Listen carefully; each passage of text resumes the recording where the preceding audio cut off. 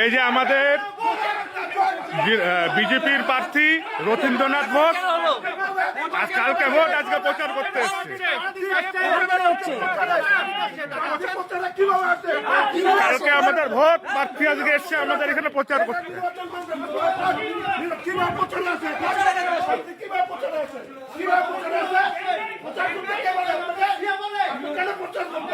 বিজেপির প্রার্থী কালকে ভোট আজকে এসছে প্রচার করতে।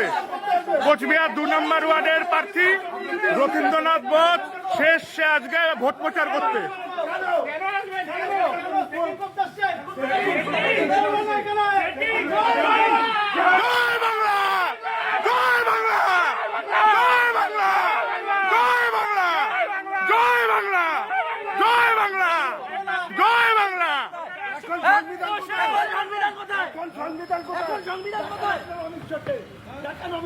আর ভোটটা কালকে শিলিগুড়ি দাঁড়িয়েন। এখানে বসেছিলাম, আমার কাউন্সিলর কার্যালয়ে বসেছিলাম।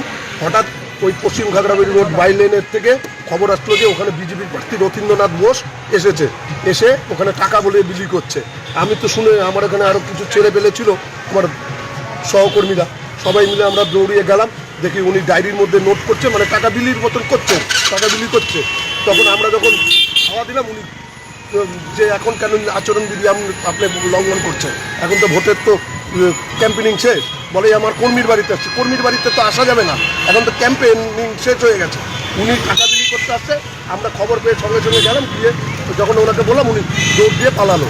নির্বাচন কমিশনকে অভিযোগ জানাবেন? আমি অলরেডি আমার প্রার্থী অভিজিৎ দেব ভৌমিক এবং জেলা প্রেসিডেন্ট অভিজিৎ দেব ভৌমিককে আমি অলরেডি ভিডিওটা পাঠিয়ে দিয়েছি। উনি হয়তো কমপ্লেন লজ করার কথা অলরেডি মনে করে দিয়েছেন। আপনারা টাকা দেখেছেন ওখানে? ওখানে দেখেছি তো, উনি টাকার বান্ডিল, 500 টাকার বান্ডিল প্যাকেট নিয়ে এইভাবে দাঁড়ানো। ব্যাগের মধ্যে 15-20টা 500 টাকার বান্ডিল।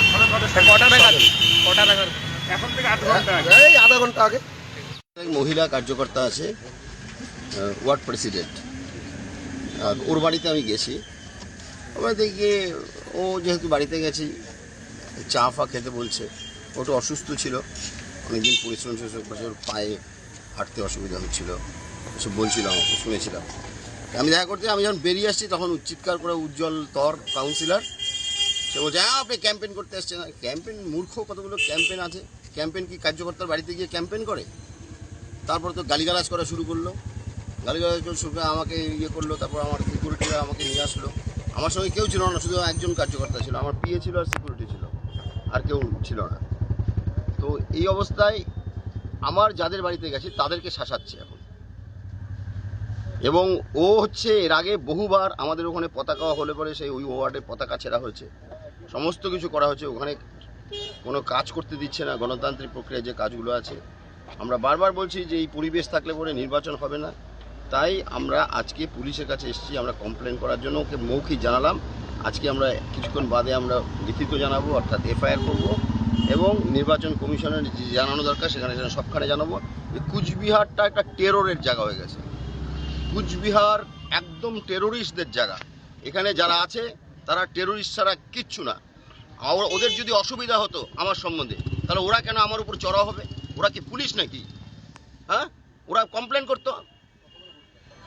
ওরা আমাকে আটকানোর জন্য রাস্তায় দিয়ে মারপিট করবে, এটা কি ভদ্রতার লক্ষণ?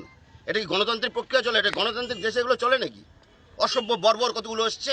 ভোটের আগের দিনই এরকম সন্ত্রাস, এগুলো প্রি প্ল্যান করা হয়েছে, এগুলো প্রি প্ল্যান করা হয়েছে। সেই জন্য নির্বাচন কমিশনের এর উপরে ইমিডিয়েট অ্যাকশন নেওয়া উচিত।